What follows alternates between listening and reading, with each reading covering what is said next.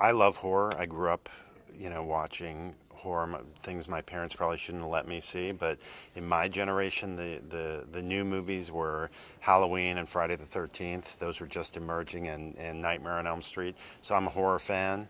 As a kid, I grew up reading Stephen King, and Pet Sematary was one of those things. So for me, it was personal because I was a fan, and it was something from my childhood that left an indelible image. So and I think also this story, is more than just a horror tale.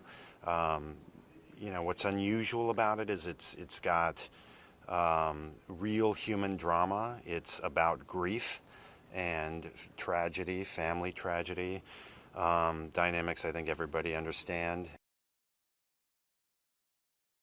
I didn't know at the time that I read this, when you boil this down, I didn't know what a zombie was. I didn't know about, resurrection. Subsequently, you go on with your education. When you're a kid, you don't know about Lazarus, rising from the dead. And you don't know that this is a theme that runs through a lot of historic literature and the idea of coming back.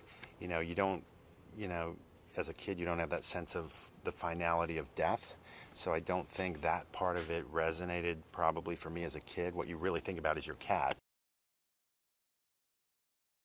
Everybody has dreamt of directing Pet Sematary, and they all have a completely different idea of what that movie is in their head. With Dennis and Kevin, they had such clarity about what was significant about the book. They had such clarity about Stephen King and why people loved his stuff.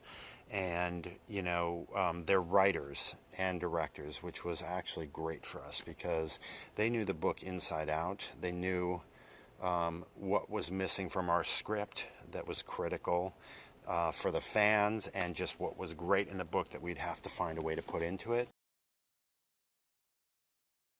I do believe that this is a story, Pet Sematary is a story about grief, and it's also a story about a doctor, you know, who thinks he understands the meaning of death, only to realize, to be put in the shoes of his patients, or to be put on the other side of the table, and to understand that he knew nothing at all about, the struggles of, people's families, and, losing loved ones. I mean, it's really his journey to understand what it means to lose somebody forever. Amy has turned out to be like the greatest, revelation in this movie. She's we knew her, I knew her really as a writer and a director. She conveys a great sense of warmth, and you really like her as a person, and at the same time she's able to do all the dark, tragic, grieving, sort of exhausting stuff. We're all familiar with him. He's a a well-known star, but he is the center of this movie. This is somebody who had to convey all of the horrific grief of a father losing a child, and at the same time the optimism that the character requires to try this thing, to this experiment, to bring this girl back and be completely swept up in the spell of, and it really is a spell, the magic of this. And then he has to flip back again and, convey anger, and, they're great as a couple. They work really well together. And again, Jason's somebody who really thinks his stuff through.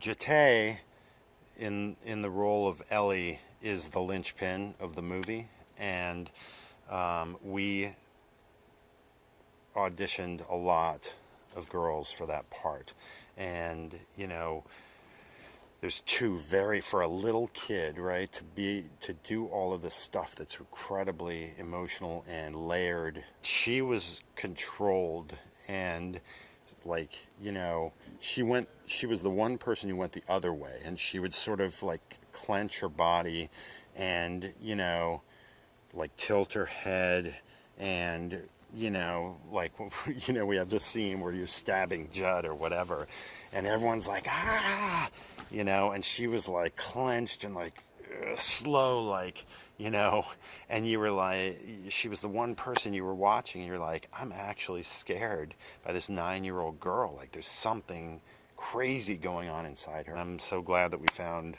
her. She's remarkable. The guy's first choice always was John Lithgow, and we all think of him, he's kind, considerate, talks to everybody, but he is sort of also the glue that holds the set together, right? Because he really connects to everybody and takes the time to get to know everyone's name and all that stuff. He is the keeper of the mythology of this movie, right? That character Jud. And